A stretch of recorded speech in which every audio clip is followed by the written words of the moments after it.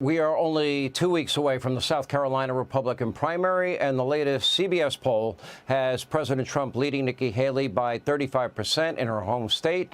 So with President Trump closing in on the GOP presidential nomination, the former president is looking to shore up the RNC ahead of the general election.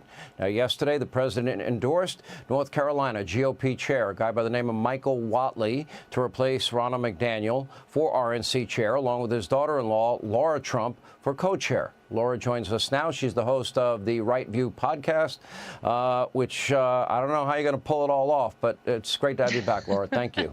First, let me get your reaction. I was a little surprised. I wasn't surprised by Mitt Romney's comments. I wasn't surprised by Biden's comments. You know, if you don't support the Ukraine bill and you believe in securing our borders first, that means you're pro-Putin. But I was surprised at Nikki Haley's comments. That did surprise me. I've not been a strong critic of her. I think she's a nice person. But if she wants to win the nomination, I'm not sure, saying, putting Ukraine ahead of American border security is a good idea, or claiming that if you support that somehow you're siding with the thug Vladimir Putin. Nobody's siding with the thug, dictator, murderer Vladimir Putin. Yeah, we want to protect our country first and foremost, Sean. I mean, everybody knows that. I think everyone understands that. The fact that we're even talking about Nikki Haley at this point right now is kind of insane. I mean, the fact that she is still running for president, supposedly, is a bit outrageous. I assume she would only say something like this to maybe garner a little bit of media attention. She is poised right now, Sean, as you just mentioned, to lose her home state of South Carolina in a very embarrassing way. Maybe it's not quite as embarrassing as losing to none of these candidates, which just happened in Nevada. But it's time for us to all garner our support behind the obvious Republican nominee, Donald Trump. We have a must-win election on our hands right now against Joe Biden. Let's face it, Sean, if we wait and do nothing and allow Joe Biden another 4 years and Democrats another 4 years to destroy this country, that's exactly what is going to happen. We will not have a country left.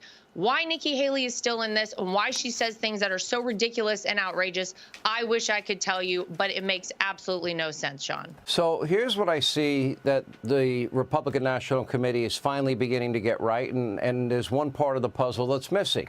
Now, just as a predicate, let me add that if I had my way, Election Day would be one day. It would be a national holiday. You would make exceptions for the military, the infirm, the elderly, that they could vote by mail. I'd have voter ID, signature verification, chain of custody controls, updated voter rolls, and partisan observers watching the voting all day in every precinct around the country and the vote counting all night. That's not the system we have. We got to deal with the hand we're dealt. And the hand we are dealt is such that a lot of states have voting, it's seemingly in perpetuity, weeks on end. I don't particularly like it. I think it lends itself to integrity issues. But the Republicans and conservatives around the country have been reluctant and resistant to voting early and voting by mail. And I think they better overcome that resistance, or they're going to start out election night down 300,000 or 400,000 votes. The other part of the puzzle, and the RNC, by the way, did say bank your vote. They came out with a campaign. I support it. But they haven't really seemed to have dealt with the issue of legal ballot harvesting, which I think the Democrats have pretty much mastered. Surprising it's legal, but it is. And if Republicans don't match or surpass the efforts of Democrats, especially in swing states, that is a vulnerability that I believe, could sway an election. If 6 states and a couple of 100,000 votes make all the difference, that could be the difference. Will that be a top priority? Well, absolutely, Sean. I mean, we have to be 6 or 7 steps ahead of the Democrats. And you're right, we have to beat them at this game. We thought as Republicans we could play the game we always have. And that just isn't the case anymore, as you just explained. We have to deal with what we have right now in this moment. And I'll tell you what, the RNC should have one goal and one focus, and that is ensuring that the leader of the Republican Party, Donald J. Trump, is elected as the 47th president of the United States